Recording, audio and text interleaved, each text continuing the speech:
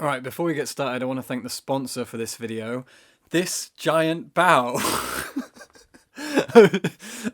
I was, I was, I was gonna get through it with a straight face. I was going to do a bunch of takes if I laughed. I'm just gonna keep that in. But we have a mascot now. They are not sponsoring this video, by the way. That was a joke. I don't know if I'm supposed to make that clear for legal reasons. I'm not sure. We have a mascot now. This is Bimini Bao Boulash. Bimini was gifted to us by two of our patrons, Adam and Fran. They are a non-binary bao who our friend Callum decided to name Bimini Bao Boulash, which is an exceptional name. And a lot of people have asked us in the last 3 years since we started Books and Bao what a bao is. Not everyone, but we get asked that question quite a lot from people. And, well, this is a bao, kinda.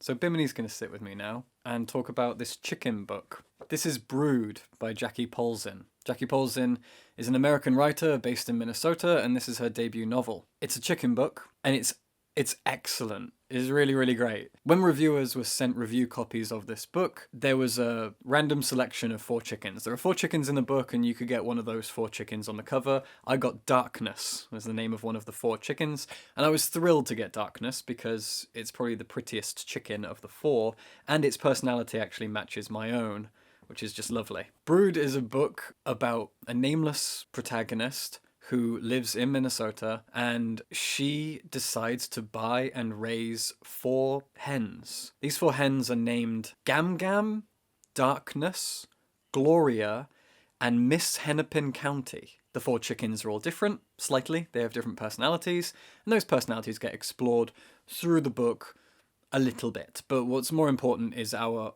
narrator and protagonist's relationship to these chickens. It's a pretty slender book. Every chapter is usually only between 2 and 5 pages, and it kind of reads a bit like a diary. It covers roughly a year in the life of this nameless protagonist as she raises and tries to keep alive these 4 chickens. Our protagonist has a husband, Percy.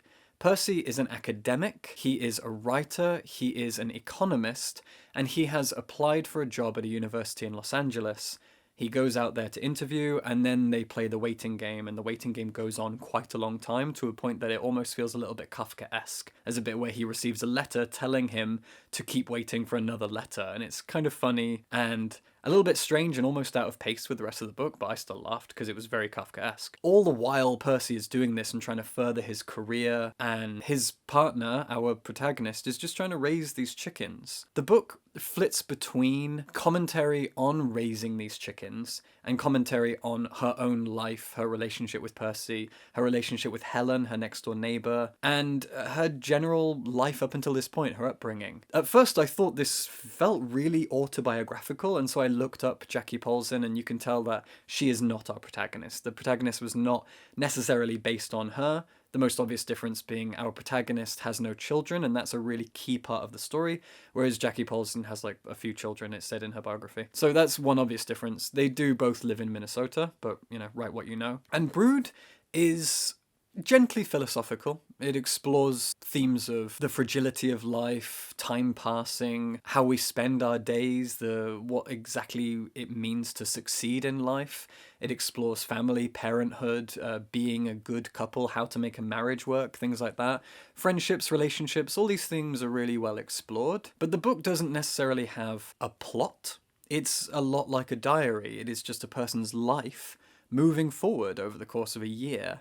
And the chickens are the central part of that. Sometimes a chapter will be 2 or 3 pages long, and it just explores one aspect of a chicken's life, a chicken's personality, the things that chickens need, or even chickens' biology. There's a small chapter that's dedicated to the fact that chickens don't have teeth. Everything that they eat, they have to swallow it whole, and then it gets broken down by a stomach that's full of rocks that sort of smush and crumble things together like a machine. So the chewing is done in a stomach in their body. There's things like that peppered throughout the book.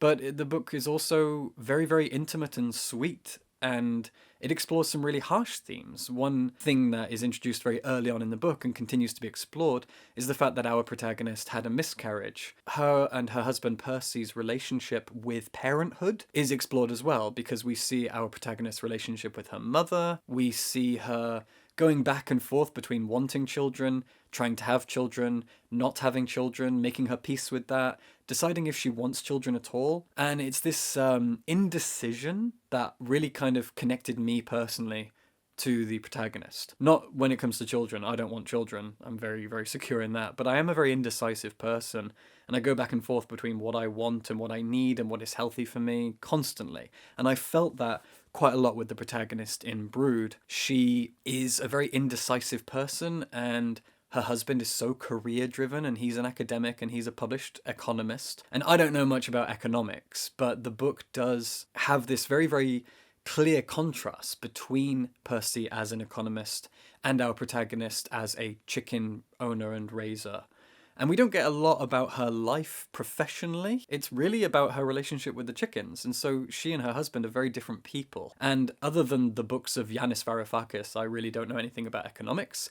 But I do know that economics is very based in numbers, facts, research. It's a very clinical kind of practice compared to the analog practice of raising chickens. And you can see obviously this connection between her not having children, not raising children, and having these chickens. They are surrogate children in some way, and they give her life meaning and purpose to a certain degree, but they also don't live very long, and they don't require the same emotional connection as children do. So that's a very, very interesting kind of dichotomy between raising a child, raising a pet even, and raising a collection of farmyard animals. So the book has some really fun ideas. I think what really helps solidify this as an interesting and worthwhile read is the way in which it's written. As I said, there are philosophical underpinnings of this book, and I'm going to read out a few bits that really demonstrate the way that it explores a few heavy themes, and also just the fact that it's written quite beautifully.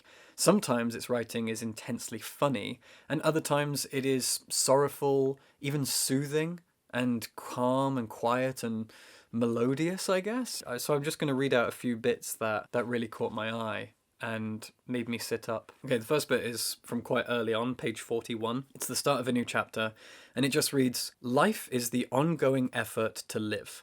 Some people make it look easy. Chickens do not. Chickens die suddenly and without explanation." That's it, that's how it starts. The book has these 4 chickens as 4 characters in some way, and as the blurb says, one large aspect of this book is her struggling to keep these chickens alive.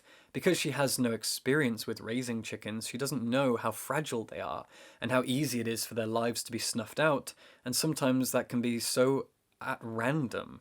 And also it's impressive and terrifying to see just how many things can kill a chicken. I should also mention that the book does, as I said, it has biological info about chickens, and it does throw in a few facts and details here and there that are really fascinating and sometimes really sad, because obviously this is about raising chickens, and well, we eat chickens and we eat their eggs and we battery farm them in terrifying, terrifying numbers. And this bit I thought was pretty sad. I hope it doesn't trigger you in any way, but it's a particularly poignant moment, and as far as I know, it's true. "A chicken uses high, soft sounds to comfort her young. But because the lives of chickens have evolved towards a separation of hens and chicks, more and more chickens do not learn this language, never hear it, nor use it.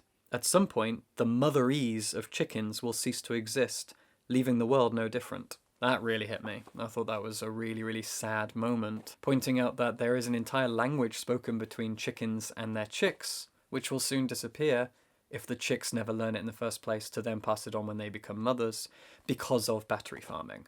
And that made me almost want to cry. This one was really interesting. This one is, I don't know if you'd call it a fact, it's more an observation, and I thought it was really interesting, and it had me thinking for quite a while about it. And it just says, it's talking about flu, and the outbreak of flu and bird flu, and it says, "Flu is always present, always around us, though we note only the flu that we see," meaning all the signs of flu we recognize, most often the ones that we feel or those complained of by others. This is perhaps why the nature of complaint is repellent, because to distance oneself from it was once, and may still be, a boon to survival. The idea that we hate listening to people complain so much, because historically complaining would have been done about illness. If you're complaining, it's probably because you're complaining about some pain that you have, and we would instinctively want to distance ourselves from people who complain because they might be contagious. And so when we hear people complain now about their boss or their work or money or something, we find it so exhausting and repellent and unattractive because there's that instinctive link between complaint and illness and wanting to stay away from the people who complain. I thought that was absolutely fascinating. So I talked to Bimini about it and she thought so as well. Now, the book, other than that, doesn't have, as I say, much of a plot. It is a book that just explores the ideas of living and raising children in a sense because they are chickens. What I remembered most fondly about my time reading it over the course of like 2 days was just living this person's life. I really love diaries. This is one mechanic of literature that I personally adore, is when a book is written as a diary entry or a series of letters. And this one is not actually a diary, but it certainly feels like. It might as well be. And what I like about it is you just feel like you're living this person's life. It's voyeurism, escapism of a fashion, and I really like that. I felt like I just got to live the life of this sweet Minnesotan person who has problems and is trying to keep 4 chickens alive. And just living this kind of peaceful, quiet, but difficult and stressful life is a lesson in empathy and sympathy, I guess. And I just enjoyed living her life for a little while. It's a pretty chill book. It's pretty short. You know, it's under 300 pages. It's also really, really easy to read. It's not an intense book at all. Now, I've just come away from reading a bunch of very strong literary fiction, books that, again, are only about 300 pages, but they feel so much longer because they do require a lot more focus. This one is more chill and dreamlike and easy to kind of coast through, which is quite often a plus for good literature, especially a debut novel, to be that accessible while also thought-provoking and also emotionally affecting. I'm really impressed. Bimini and I are both quite taken by Brood. So thank you to Jackie Polzin for this book. It was a real pleasure to read. I'll do it.